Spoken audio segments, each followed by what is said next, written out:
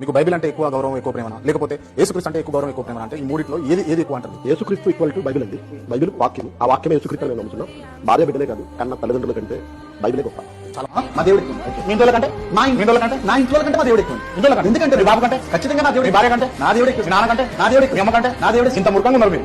నా తల్లిదండ్రులు నా కొరకు రకం కాల్చలేదండి, నా భార్య నా కొరకు రకం కాల్చలేండి, నా కొడుకు నా కొరకు రకం కాల్చలేదు. చాలా మూర్ఖమైన ఆలోచన అని నేను అంటాను. అమ్మా అన్న మాటకి పరమేశ్వరుడు కట్టుబడ్డాడు, తల్లిదండ్రులు లేని పరమేశ్వరుడు.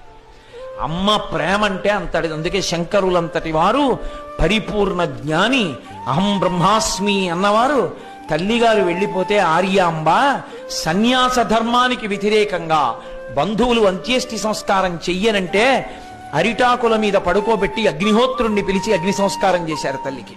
శంకరులు లొంగారు మనమెంత తల్లి భక్తికి. దేవాలయానికి వెళ్ళినప్పుడు దేవుడు కనపట్టలేదు నాన్న అని మనం ఏడిస్తే ఆ తండ్రి వారి భుజాల మీద మనల్ని కూర్చోబెట్టి దేవుణ్ణి చూపిస్తాడు. అప్పుడు మనకి తెలుస్తావు మనం కూర్చున్నదే భగవంతుడి భుజాల మీద అని.